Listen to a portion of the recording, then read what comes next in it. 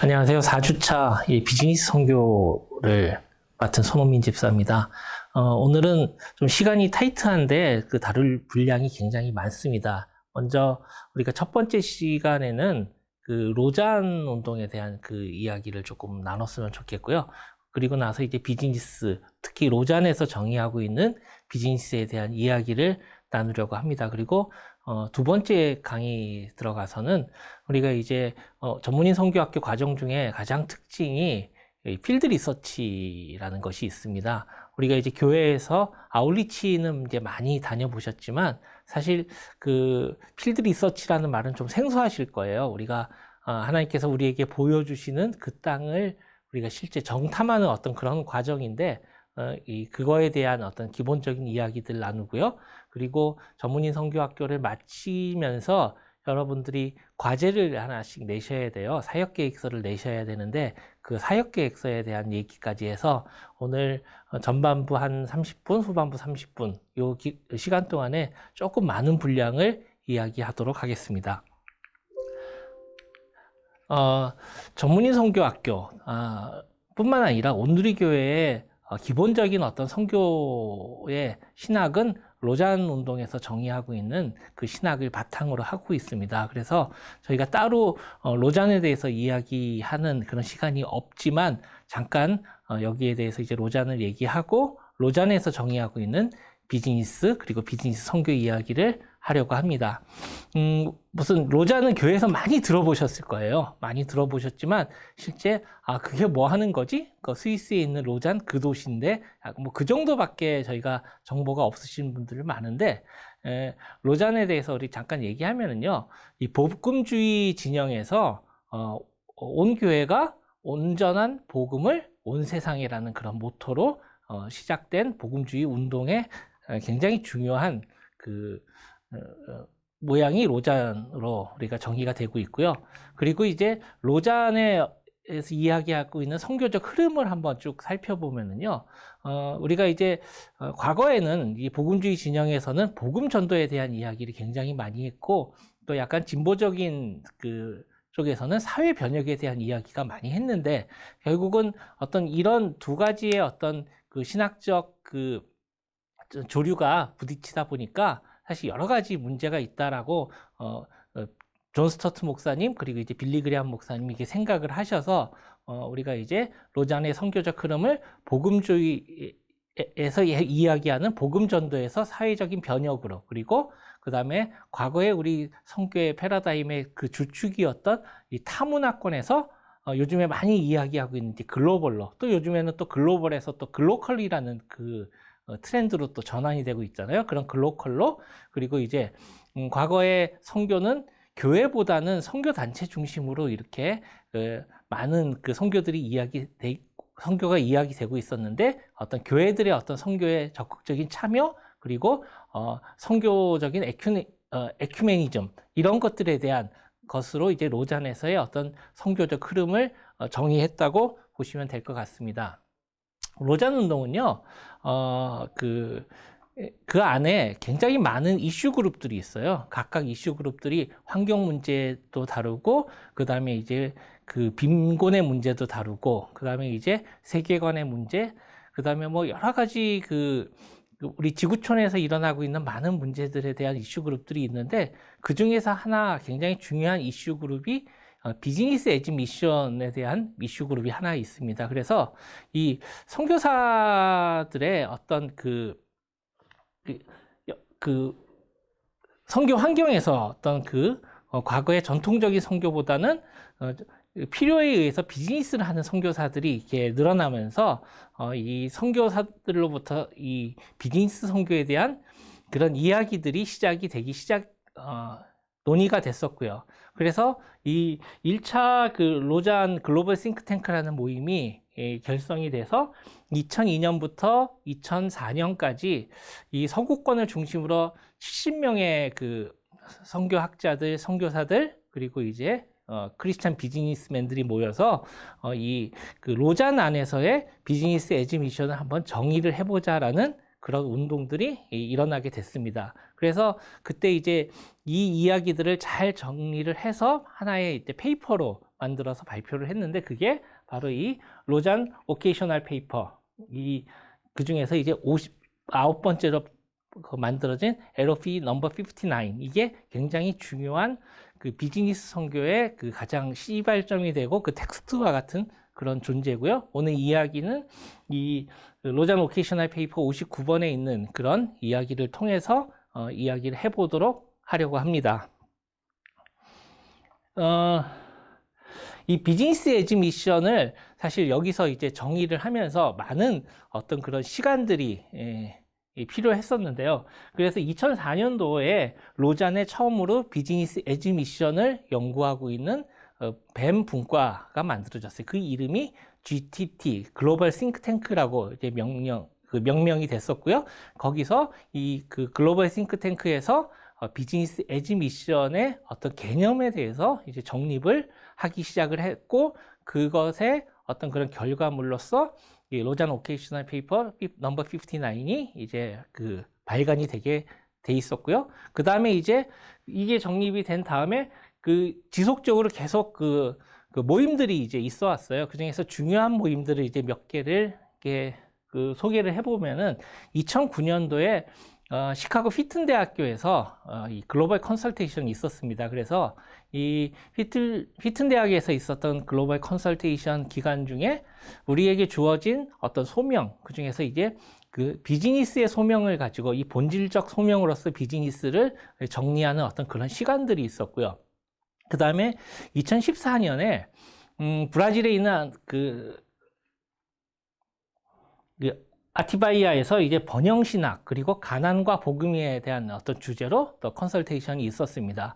그리고 나서 가장 최근에 원래 이제 그 올해도 이제 글로벌 컨설테이션이 있는 그 해였는데 올해 그 불행히도 이게 그 코로나 팬데믹 때문에 올해는 이제 개최되지 못했고요. 내년에 이제 이게 개최되는 것으로 연기가 됐었는데 뭐 내년 상황이 어떻게 될지 모르겠어요. 그렇기 때문에 가장 최근에 모였던 컨설테이션은 2017년에 태국의 치앙마이에서 어떤 총체적 선교로서 웰스 크리에이션, 이 부의 창출을 어떻게 할 것이냐에 대한 그런 모임이 있었습니다. 그래서 이런 그 로잔 안에서 비즈니스 선교에 대한 흐름들이 쭉 정리가 되어 왔다고 보시면 되고요. 관심이 있으신 분들은 이 페이퍼를 꼭 찾아서 한번 읽어보셨으면 좋겠어요. 이 페이퍼에서 이게 한국말로 번역이 돼 있기는 한데 그렇게 깔끔하게 번역이 돼 있지는 않지만 그래도 로잔에서 이야기하고 있는 비즈니스 선교가 어떤 거다, 그 정도는 이렇게 명확하게 캐치할 수 있는 그런 수준은 되는 걸로 저는 생각을 하고 있습니다. 이 책 안에 있는 내용들, 이 페이퍼 안에 있는 내용들을 조금 설명을 드려야 될 것 같은데요. 우리가 이제 비즈니스라는 것을 이제 정리를 한번 해보려고 합니다. 비즈니스는요, 보통 우리가 이야기를 할 때 어떤 인간의 욕망의 상징으로 이렇게 이야기를 하기 때문에 많은 부분에 있어서 이 비즈니스를 부정적으로 생각하는 그런 경향이 과거에도 많았고 지금도 많은 사람들이 이렇게 생각을 하고 있었습니다. 그런데 이것을 비즈니스를 이게 어떻게 보면은 세상을 회복시킬 수 있는 그런 도구가 아닌가라는 그런 이야기들을 사람들이 하기 시작을 하면서 이 비즈니스에 대해서 굉장히 긍정적인 어떤 시각을 가지고 이게 보려고 이제 노력을 한 것이 이 운동의 출발점이라고 생각을 합니다. 비즈니스, 우리가 보통 일반적으로 비즈니스를 하면은요, 그냥 세상 속에 일어나는 모든 일들, 우리가 하는 모든 일들을 우리가 비즈니스로 정의를 할 수가 있어요. 단순히 뭐 이게 그 회사를 경영한다거나 아니면은 이제 물건을 사고 파는 그런 것을 떠나서 세상 속에 우리가 하고 있는 모든 것을 이제 비즈니스라고 정의를 했을 때 이것은 우리가 살아가는 이야기, 그 땅의 이야기가 되는 거고요. 그리고 이 비즈니스에서 다루어지는 거는 그 일상에 관한 이야기들을 우리가 다루고 있습니다. 그래서 우리가 사고 팔고 뭐 일하고 먹고 마시는 모든 일들, 이런 것이 이제 비즈니스가 되겠죠. 그래서 이 비즈니스에는요, 굉장히 현실적인 논리가 이 비즈니스 환경을 지배를 하고 있어요. 여기는 전략이 필요하고요. 그리고 돈이 필요하고요. 그리고 경험이 필요하고 또 경우에 따라서는 각자의 어떤 그런 실력들이 이렇게 필요한 어떤 그런 것이 있고요. 그래서 이것을 세상의 모든 사람들이 이 일에 관여를 하고 있습니다. 그래서 이것은 물은 물인데 이 비즈니스를 땅 위에 흐르는 물로 이렇게 정의를 한번 해봤습니다. 그러면 우리가 선교라는 것은 어떤 것인가 한번 좀 이야기를 해보고 싶은데요. 선교는 하나님께서 세상에 하시는 일, 이것을 선교라고 보통 정의를 하고 있습니다. 그래서 뭐 하늘의 일이죠. 그래서 모든 만물을 창조하시고 그 만물을 다스리시고 구원하시는, 그리고 회복시키시는 하나님의 일, 우리가 이것을 보통 미션이라고 정의를 하고요. 이 미션에는 하나님의 주권과 하나님의 능력 그리고 은혜가 주도를 하고 있고, 이것을 물로 표현을 하자면은 위로부터 흐르고 있는 그런 물로 이렇게 표현을 하고 있습니다. 우리가 그 전에 비즈니스는 모든 사람들이 하고 있는 우리의 일상의 일이라고 생각을 하면은, 우리가 이 미션은 부르심을 받은 사람들의 일이라고 우리가 일반적으로 생각을 하곤 합니다. 그래서 그렇기 때문에 우리가 이 비즈니스와 그리고 선교 사이에는 정말 굉장히 큰 그런 간극이 존재를 하고 있고요. 이 간극 가운데서 우리가 간혹 우리가 몇 가지 시도를 하게 되죠.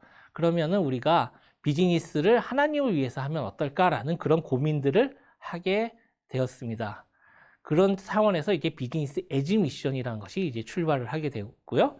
그래서 이 비즈니스를 통해서 우리가 하나님의 나라, 하나님의 그 나라의 회복, 여기에 동참하는 어떤 그런 과정과 실천, 그것을 우리가 에즈라는 어떤 그런 단어로 표기를 해서 로잔에서는 비즈니스 에즈 미션이라고 이렇게 정의를 하고 있습니다. 그래서 하나님의 나라가 이 땅에, 그리고 이 땅의 비즈니스가 또 하나님의 선교를 위해서 쓰이는 어떤 그런 것들을 고민하는 그런 상황이 이 비즈니스 에즈 미션의 출발점이 됐다라고 저는 생각을 하고 있습니다. 비즈니스는 굉장히 다양한 그 다양성을 가지고 있어요. 그래서 이 비즈니스를 하고 그 다음에 이것을 또 선교에 접목시키기 위해서는 이 비즈니스와 이 선교적인 어떤 상황에 대한 그런 이해를 가장 근본적으로 우리가 생각을 해야 되고요. 그래서 이런 다양한 어떤 실천의 과정으로서 에즈를 우리가 고민할 수밖에 없습니다.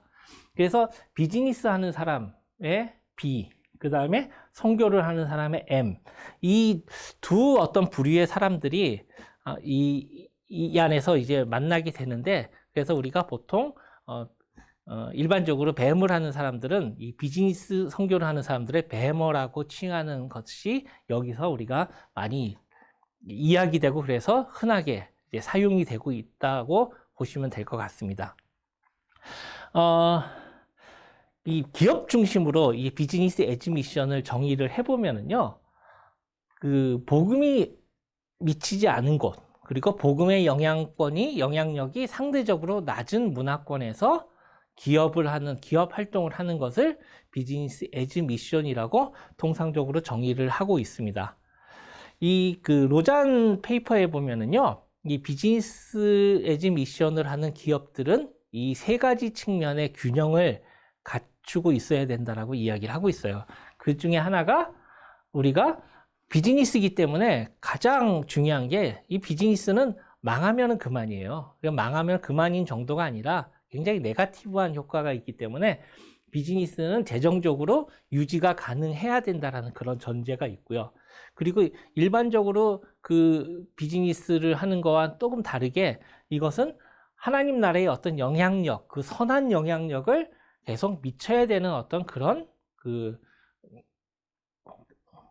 요소를 분명하게 이제 또 가지고 있고, 그 다음에 이것을 통해서 선교적인 의도성을 가지고 우리가 이 비즈니스를 해야 된다. 그래서 낮은 곳으로 임하기, 그 다음에 유지 가능성, 그 다음에 선한 영향력, 이 세 가지의 어떤 그런 요소들이 그 균형이 이루어졌을 때 올바른 비즈니스 에즈 미션을 하는 그런 기업의 균형이 이루어졌다라고 로잔에서는 정의를 하고 있습니다. 그래서 이 비즈니스 에즈 미션을 하는 기업들은 이 네 가지 변혁을 추구를 해야 된다라고 이야기를 하고 있는데요. 첫 번째가 경제적인 변혁, 이코노믹 트랜스포메이션. 이게 비즈니스를 하면서 우리가 종업원들에게 급여를 줄 수 있잖아요. 그 급여를 가지고 종업원들이 삶을 누릴 수 있는, 그럼으로써 그들의 어떤 소득이 증가돼서 경제적인 그 고질적인 가난에서 벗어날 수 있다. 이게 사실은 어떻게 보면은 경제적인 변혁의 가장 대표적인 어떤 그런 결과가 되겠고요. 그 다음에 이 비즈니스를 통해서 또 사회적인 변혁을 일으킬 수 있다라는 거죠. 우리가 이제 많은 선교지에서 비즈니스를 하시는 분들이 그 사회에 상당히 어려운 부분에 이렇게 접근을 하시는 분들이 많이 있어요. 그 비즈니스를 통해서 사실은 기존의 어떤 그런 봉건적인 어떤 그런 질서도 이게 이제 무너뜨릴 수가 있고, 또 이제 사실은 이제 그런 분들이 사회적인 어떤 그런 약자에 대해서 배려를 할 수 있는 그런 마음을 가질 수 있고, 그래서 이 비즈니스를 통한 사회적인 배려, 우리가 일반 기업들도 요즘에 이 사회적 변혁을 많이 추구하잖아요. 그래서 SCM이라고 그래가지고 우리가 이제 그 사회에 어떤 그런 영향력을 주는 것을 굉장히 중요하게 그렇게 생각을 하고 있는데, 사실 이 부분에서 선교적 기업은 더 큰 역할을 해야 되는 어떤 그런 부분이고요. 그 다음에 이제 환경적 변혁, 기본적으로 하나님께서 우리에게 주신 어떤 그런 환경인데, 사실 이제 기업을 하는 데 있어서 우리가 하나의 어떤 그런 상품을 생산하기 위해서 원재료를 쓰는데, 가급적이면 친환경적으로, 그리고 어떤 그런 환경을 보호할 수 있는 어떤 그런 공정을 거쳐서 우리가 한다. 그렇게 함으로써 이 환경적인 변혁을 통해서 하나님이 주신 이 창조 세계를 우리가 보호할 수 있는 어떤 그런 변혁에 대한 어떤 그런 역할도 하고 있고요. 궁극적으로는 이 경제적 변혁, 사회적 변혁, 환경적 변혁을 뛰어넘어서 어떤 그런 영적인 변혁까지도 우리가 이제 추구할 수 있는 것이 이 비즈니스 선교를 하는 그런 기업의 목표다. 그래서 로잔에서는 이 포 트랜스포메이션을 굉장히 중요하게 이야기를 하고 있습니다. 그래서 이 로잔 페이퍼에서 나와 있는 그 이야기를 그대로 이렇게 요약을 하자면 이렇게 요약을 할 수 있을 것 같아요. 상대적으로 복음의 영향력이 낮은 곳에서 복음을 전하려는 의도를 가진 리더십에 의해서 운영이 되는, 그리고 재정적으로 유지 가능한 비즈니스로서 하나님 나라의 가치에 근거해서 개인과 지역사회에서 경제적, 사회적, 그 다음에 환경적, 영적인 이런 총체적인 변혁을 가져오는데 목적이 있다. 이게 로잔에서 이야기하고 있는 비즈니스 에즈 미션의 그 정의가 되겠습니다. 이 이야기들은요, 오래전부터 논의되어 왔던 걸로 저는 알고 있어요. 우리가 사도행전 10장에 보면은요, 사도 베드로가 고넬료를 만나는 그 장면이 나오잖아요. 그때 사도 베드로의 반응은 주여 그럴 수 없습니다. 속되고 깨끗하지 아니한 것을 내가 결코 먹지 아니하였나이다. 이 말, 꿈에서 내 보자기에 이제 묶인 어떤 그런 부정한 어떤 그런 음식들이 내려왔을 때 사실 베드로의 반응이거든요. 이게 우리가 비즈니스라면서 스스로 내가 하는 비즈니스를 이렇게 부정한 거라고 생각하는 그런 경우들이 상당히 많았던 것 같아요. 그리고 그거는 이제 차치하더라도 나는 이런 일을 할 만한 사람이 아니다라는 생각. 그래서 사실 모세도 그랬잖아요. 하나님께서 출애굽을 위해서 모세를 부르실 때 주여 보낼 만한 사람을 보내소서라고 했었던, 우리의 비즈니스맨들, 특히 전문인들에게 많은 이런 선교적 도전들이 있을 때 우리가 한번 돌아봐야 될 것 같아요. 이 두 가지의 핑계를 우리가 계속적으로 되지 않았었을까? 그 부분 한번 우리가 좀 돌아볼 어떤 그런 필요가 있을 것 같고요. 그때 계속 나오죠. 두 번째 소리가 있으되 하나님께서 깨끗하게 하신 것을 내가 어찌 속되다 하느냐라고 이렇게 말씀하신 것처럼, 우리가 사실 과거에 이런 비즈니스에 대한 어떤 반응, 이 비즈니스를 선교로 활용하는 것에 대한 반응에 대해서 우리가 이런 생각을 가지고 접근하지 않았었냐 하는 부분들은 우리가 좀 많이 생각해보고 고민해야 될 어떤 그런 부분이 아닌가 좀 생각을 해봤으면 좋겠습니다. 우리가 이제 전문인 선교를 학교를 하면서 이 전문인 선교 학교 오리엔테이션 때 말씀드렸지만 이 선교 환경의 변화가 굉장히 전문인 선교 학교의 태동에 큰 영향력을 미쳤습니다. 그래서 굉장히 어떤 선교에 대한 인지도, 선교사에 대한 인지도, 교회에 대한 인지도가 굉장히 높은데, 불행히도 그 높은 인지도에 비해서 신뢰도가 이제 낮아지고 있는 그런 현실들. 우리가 전방에서는 선교사님들이 꾸준히 전방을 이렇게 개척을 하고 있지만 그 선교사님을 후원해야 되는 그런 이 후방은 이렇게 괴멸되고 있는 선교적 상황들.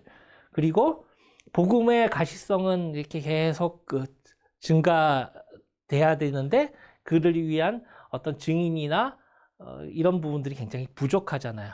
그래서 세상은 우리가 기존의 방법보다는 이 총체적인 어떤 그런 방법으로서 어떤 그런 그 복음 전화를, 복음의 전파를 원하고 있는 그런 부분들도 있고요.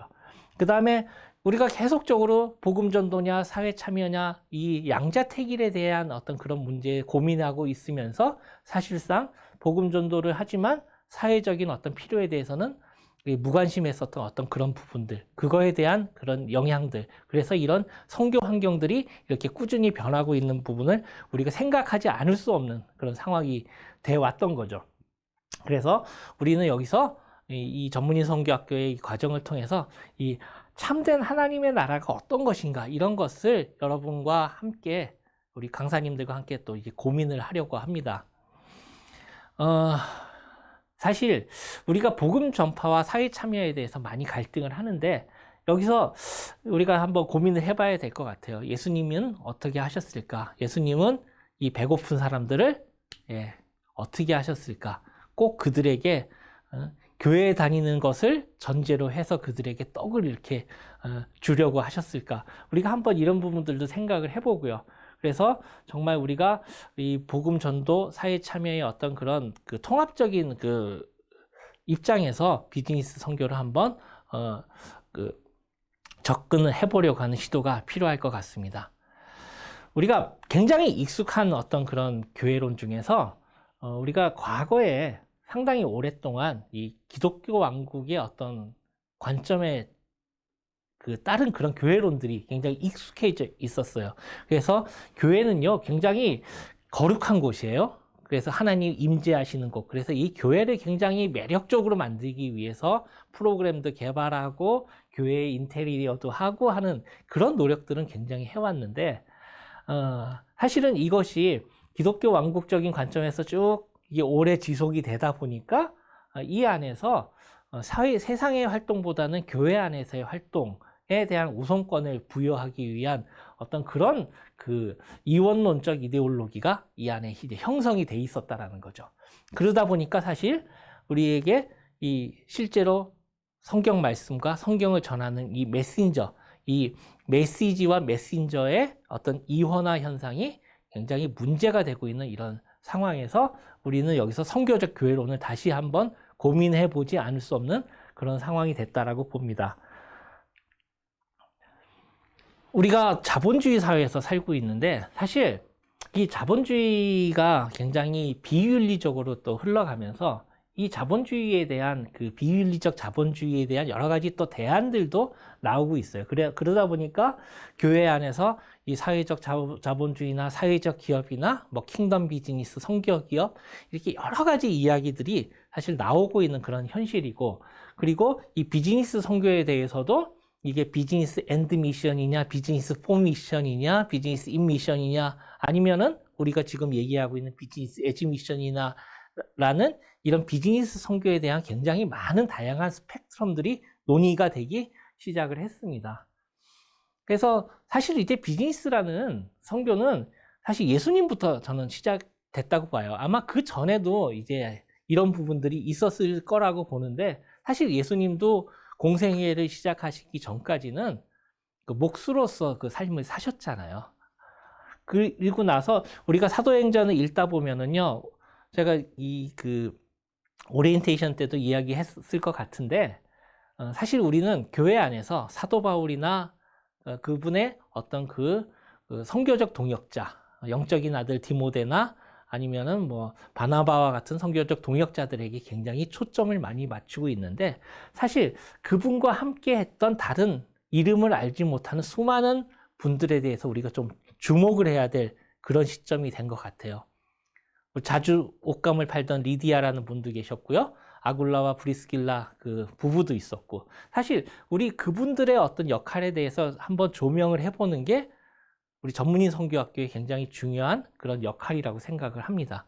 그리고 어떤 선교 역사적으로도요, 이 모라비안들이나 이제 바젤 선교회 같은 경우는요, 이분들이 비즈니스를 통해서 굉장히 오랫동안 선교를 이렇게 해왔었고요. 최근에는 사실은 뭐 윌리엄 캐리나 로버트 모리슨 같은 분들도 어떤 비즈니스 선교를 쭉 해왔던 어떤 그런 역사적인 어떤 흐름이 있었습니다. 특히 제가 뭐 언제 기회가 있으면 우리 모라비안들에 대한 이야기는 더 한번 하고 싶어요. 하지만 좀 시간이 조금 짧기는 한데, 일단은 비즈니스 세계를 다시 넘어와서 비즈니스 세계를 우리가 이해하려면요, 비즈니스 세계는 생산, 관리, 투자, 소비가 이루어지는 그 세계를 우리가 비즈니스 세계라고 이야기를 하는데요. 우리가 그 뱀어로서 비즈니스 선교에 헌신하는 사람으로서 이 삶을 살기 위해서는 4가지 다른 기둥이 필요하다고 생각을 해요. 첫 번째는 이 비즈니스 세계에서 우리 부르심을 발견하고 또 우리 일을 하나님을 위해서 일하겠다라는 하나님께 드리는 그런 예배적인 삶이 또 필요하고요. 그 다음에 우리가 창출하고 있는 모든 부는 사실은 모든 그런 과정에서 하나님의 어떤 창조적이고 성실한 그런 청지기로서 살아야 된다라는 어떤 청지기적인 삶이 이렇게 필요로 합니다. 그리고 나서 또 어떤 우리가 비즈니스 하면서 관계를 맺는 수많은 관계 속에서, 그 다음에 우리가 하고 있는 비즈니스 활동들 속에서 우리의 영향력을 미쳐야 되는 어떤 리더로서의 삶을 또 필수적으로 또 필요로 하고 있고요. 그리고 우리가 또 열방 속으로 이 비즈니스를 가지고 들어가는 선교적인 삶, 이 4가지 기둥이 꼭 필요하다고 보는데, 이 4가지 기둥 위에 바로 우리의 비즈니스 세계가 올려져 있을 때 진정으로 하나님의 나라가 비즈니스 세계 위에 임하는 어떤 그런 모습, 이런 것들이 보여지지 않을까 생각을 하고 있습니다. 모르겠어요. 많은 사람들이 고민하고 있는 그런 부분인데, 뱀을 왜 해야 되느냐, 비즈니스 선교를 왜 해야 되느냐, 선교적 상황이 그렇다, 교회 상황이 그렇다, 뭐 선교지의 상황이 그렇다, 뭐 여러 가지 이야기들이 있는데, 그래서 뭐 우리가 비자도 필요하고, 그 다음에 기독교인 소수자들을 위한 어떤 피난처도 필요하고, 또 가난한 자들을 위한 그런 지속적인 대안도 필요하고 해서 우리가 여러 가지 선교를 하는데, 사실 비즈니스 에지 미션의 관점에서는 이 모든 것을 이야기하기 이전에 이것이 아닌 우리의 삶을 통한 제자도를 그 가운데 실현하는 것, 이게 사실 비즈니스 선교의 가장 기본적인 핵심이라고 이제 보고 있거든요. 그래서 많은 어떤 그런 그 선배들의 어떤 그런 사례들이 있는데, 여기서 저희가 이제 사례를 소개하기는 시간적으로 굉장히 어렵고요. 토요일 날 우리가 그 웨비나를 할 때 저는 그때는 이 사례들을 좀 가지고 이야기를 하고 싶습니다. 한번 시간 되실 때 한번 요 사례들을 한번 찾아보시면 좋겠어요. 우리 교회 온누리 교회 1호 선교사로 파송되셨던 최선수 장로님 사례, 이 또 굉장히 중요한 저는 비즈니스 선교의 사례라고 저는 보고 있고요. 그 다음에 그 선한 영향력 이 책을 지으신 그 미국의 우리 김진수 장로님의 이 사례, 굉장히 좋은 또 사례라고 또 생각을 하고 있고, 유튜브에 찾아보시면은요, 이 목사님,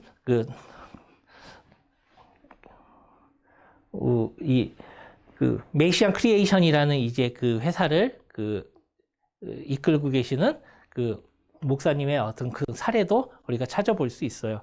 그리고 인도 콜카타에서 이제 뭐라 그럴까요? 그 매춘 여성들을 위한 어떤 그런 그 비즈니스를 하고 있는 그 캐리 힐튼 선교사의 어떤 그런 그 사례도 찾아볼 수도 있고, 그 다음에 이제 요즘에 커피를 좋아하시는 분들이 굉장히 많은데, 이런 분들의 어떤 그 사례, 우리가 그 카마노 아일랜드 커피의 어떤 그런 사례들, 굉장히 좋은 어떤 그런 비즈니스 선교의 사례들이 있는데, 이 사례들을 우리가 그 웨비나 시간에 한번 시간 되는 대로 한번 나누면서 우리 이 좋은 사례들을 그때 가서 한번 경험을 해보도록 하겠습니다. 제가 이 첫 번째 강의를 이렇게 마치면서 제가 묵상한 그 두 가지의 말씀을 나누고 이제 마칠까 합니다. 우리가 이 여호수아 5장에 있는 그 말씀인데요.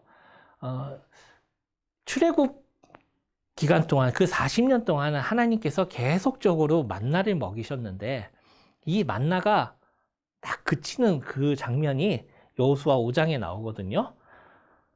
그 땅의 소산물을 먹을 때 그 다음 날에 만나가 그쳤더라.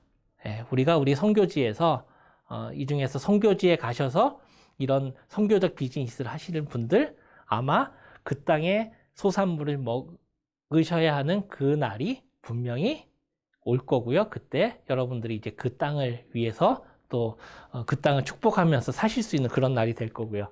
또 이 비슷한 말이 민수기 15장에 이게 또 나와요. 여기 보면은요. 역시 그 땅에 들어가서 첫 번째 이제 추수를 했을 때 그 땅의 양식을 먹을 때 여호와께 거제를 드렸다라는 어떤 그런 말씀이 나오거든요. 제가 이 두 말씀을 북아프리카의 어느 나라의 그 비즈니스 선교 강의를 하는 가기 위해서 가던 어떤 그런 비행기 안에서 이 성경을 읽으면서 그때 저한테 주셨던 말씀인데, 이분들하고 어떤 이야기를 나누어야지 하면서 굉장히 고민을 했었어요. 사실 그분들의 상황이 비즈니스를 할 수밖에 없는 그런 상황이고, 또 이분들의 후원을 하는 그런 단체나 교회들의 상황이 굉장히 어려워진 어떤 그런 상황에서 사실 그분들에게 그 땅의 양식을 먹을 때 그 땅의 소산물로 이 여호와께 거제를 드려야 되지 않겠냐라는 이 말씀을 굉장히 나누고 싶었어요. 제가 이 말씀 나눌 때 어떤 반응이셨는지 잘 모르겠지만, 하여간 우리의 현실이 이렇습니다. 그래서 우리가 다음 시간에 계속해서 우리가 이제 이 비즈니스 선교를 준비하는 그런 프로세스로서 우리가 그 필드 리서치에 대한 어떤 그런 이야기들을 하려고 하는데요. 계속해서 다음 시간에 이 이야기를 이어서 나누도록 하겠습니다.